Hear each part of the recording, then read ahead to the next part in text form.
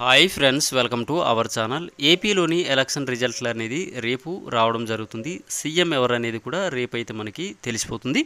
So friends, June 4వ తారీఖున election రిజల్ట్లు అనేది రిలీజ్ అవుతాయి. సీఎం ఎవరు అనేది కూడా రేపు మనకైతే తెలిసిపోతుంది. సో ఫ్రెండ్స్, మనం ఇప్పుడు నారా చంద్రబాబు నాయుడు గారు పెట్టిన కొత్త పథకాలు చూసుకున్నట్టయితే పెన్షన్ 4,000 రూపాయలు అవ్వచ్చు. అదేవిధంగా ఉద్యోగం లేని వారికి 1,500 రూపాయలు, నిరుద్యోగ వృత్తి అవ్వచ్చు. అదేవిధంగా చదువుకుంటున్న బిడ్డలు ఎవరైతే ఉన్నారో అలాంటి వారికి అయితే 15,000 రూపాయల చొప్పున, ఎంతమంది చదువుకుంటే అంతమందికి 15,000 రూపాయల చొప్పున డబ్బులను అయితే ఇస్తామనేసి మంచి మంచి పథకాలు అయితే నారా చంద్రబాబు నాయుడు గారు అయితే పెట్టడం జరిగింది. ఈ విషయాలు అయితే చాలామందికి తెలిసిందే. ఇది గుర్తుపెట్టుకుని ఓటు వేసినట్టయితే కంపల్సరిగా టీడీపీ అయితే మనకి వచ్చే అవకాశాలు ఉన్నాయి. అదేవిధంగా ఇచ్చిన పథకాలు, ఇచ్చిన డబ్బులు గుర్తుపెట్టుకుని ఎవరైతే ఓటేసి ఉంటారో కంపల్సరిగా ఏపీ సీఎం జగన్మోహన్ రెడ్డి గారు అయితే చెప్పడం జరిగింది. మంచి జరిగితే ఓటు వేయండి అనేసి చెప్పడం జరిగింది.